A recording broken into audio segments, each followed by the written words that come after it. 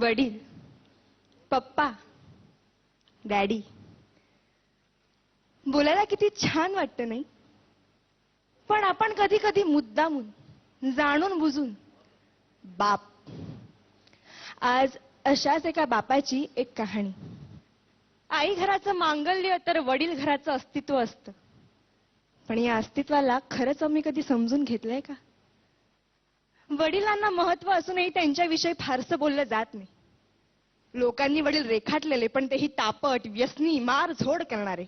नाही, समाजात 1-2% असे वडील असतीलही, पण चांगल्या वडिलांबद्दल काय? आईकडे अश्रूंचे पाट असतात, ती रडून मोकळी होते, पण सांत्वन वडिलांनाच करावं लागतं. आणि रडणाऱ्यापेक्षा सांत्वन करणाऱ्यावर जास्त ताण पडतो, कारण ज्योतीपेक्षा समईच जास्त तापते ना. पण श्रेय नेहमी ज्योतीलाच मिळत राहतं. रोजच्या जेवणाची सोय करणारी आई आमच्या लक्षात राहते, पण आयुष्याच्या शिदोरीची सोय करणारा बाप आम्ही किती सहज विसरून जातो. आई सर्वांसमोर मोकळेपणाने रडू शकते, पण रात्री उशीत तोंड खुपसून मुसमुसतात ते आपले वडीलच असतात. स्वतःचे वडील वारले तरीही त्यांना रडता येत नाही, कारण छोट्या भावंडांना जपायचं असतं. पत्नीने अर्ध्यावर साथ सोडली तरी पोरांच्या अश्रूंना आवर घालावा लागतो. जिजाऊने शिवबांना घडवलं असं अवश्य म्हणावं, पण त्याच वेळी शहाजी राजांची ओढाताण लक्षात घ्यावी. देवकी, यशोदेचं कौतुक अवश्य करावं, पण भरपुरात पोराला डोक्यावरून घेऊन जाणारा वसुदेव लक्षात घ्यावा. राम हा कौशल्याचा पुत्र अवश्य आहे, पण पुत्र वियोगाने तरफडून मरणारा पिता दशरथच होता.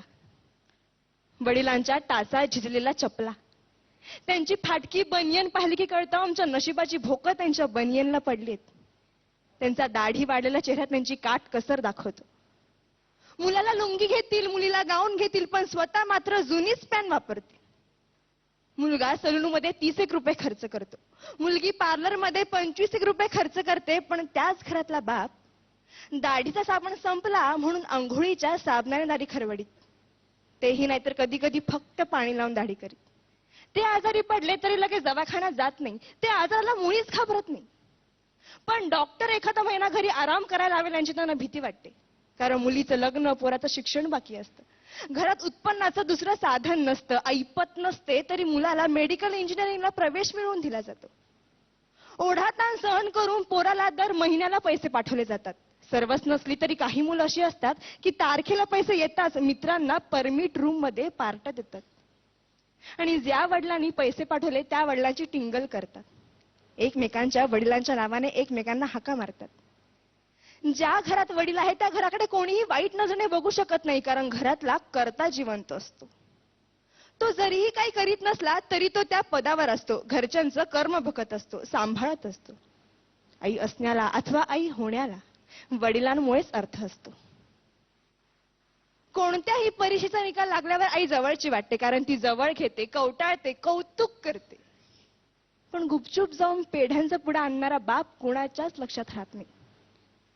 चटका बसला, ठेच लागली, फटका बसला तर आई ग हाच शब्द बाहेर पडतो. पण हायवेचा रस्ता ओलांडताना एखाद्या मोठ्या ट्रकने अचानक ब्रेक लावला तर बाप रे हाच शब्द बाहेर पडतो.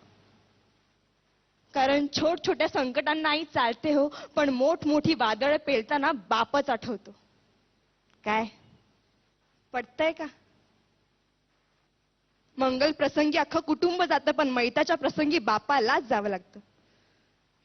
मुलाच्या नोकरीसाठी साहेबांपुढे लाचार होणारा बाप, मुलीच्या स्थळासाठी उंबरठे झिजवणारा बाप, खर्चांसाठी स्वतःच्या व्यथा दडपणारा बाप खरंच किती ग्रेट असतोय. वडिलांचं महत्व कुणाला कळतं? लहानपणीच वडील वारल्यावर अनेक जबाबदाऱ्या खूप लवकर पेलाव्या लागतात. त्यांना एका गोष्टीसाठी तरसावं लागतं. बाबांना पूर्णपणे समजून घेणारी असते ती म्हणजे त्या घरातील मुलगी.